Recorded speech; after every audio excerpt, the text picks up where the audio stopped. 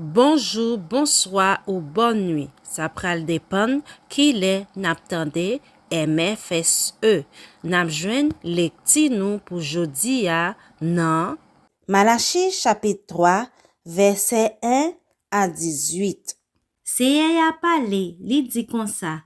Men map voye mesaje mwen devan pou l'pare yon chemin pou mwen.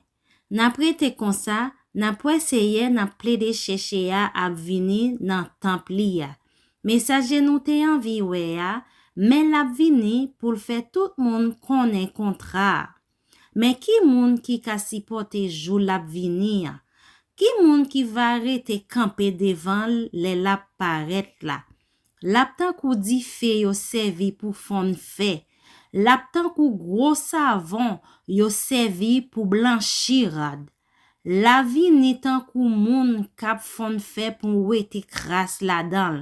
Lap netwaye pitit levi yo, la wete tout sa ki pa bonan yo tan kou yo netwaye lo ak ajan pou yo ka nan kondisyon ankor pou yo prezante ofrande bay bonje jan yo dwe fe la. Lesa, offrande moun pays Jida yo ak offrande moun la ville Jérusalem yo va fe seye ya plezi. Jan sa te konye nan tan longtemps depi nan komansman.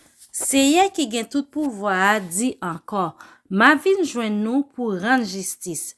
Paret mwen paret, map denonse moun kap fe magie, moun kap fe adilte, moun kap fe seman pou trompe moun kap kembe l'argent pou moun kap travay ak yo, moun kap peze femme ki pedi mari yo ak ti moun ki pedi papa yo, moun kap profite sou moun lot nation, moun ki pa genyem krentif. Mwen se seye ya, mwen pap chanje. Se pou tèt sa nou même petit Jacob yo, nou pa disparet net. Depi sou tan anset nou yo, nou pa okipe samban nou lod fe, nou pa suiv yo. Tounen vin jwen mwen même map tounen vin jwen nou tou. Se seye ki gen tout pouvoi même ki di sa.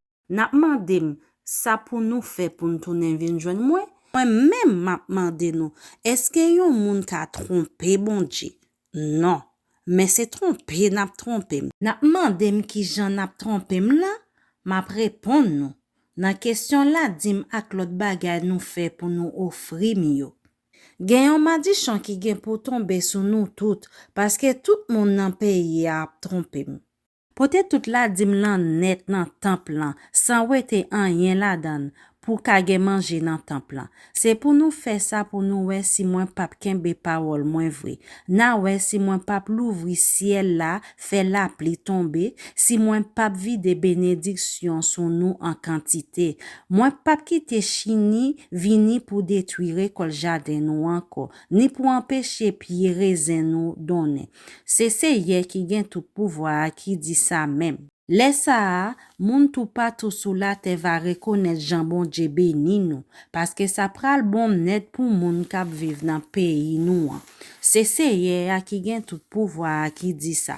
Seye a di anko, nou te pale mal, men nou repon, ki sa nou te di sou kon sa? Nou te di, sa pa servi anyen pou yon moun servi bon Dje. Sa ap rapote yon moun pou l'fe sa seye a mande. Pou li fe seye ya we, ke li gen la pen pou sa li te fe ki mal. Kou liye ya, nou tou we se aogan yo kap viv ak ke kontan.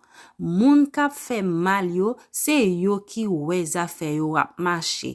Yo son de bon Dje pou yo we kote liye ak yo, epi anyen pa rive.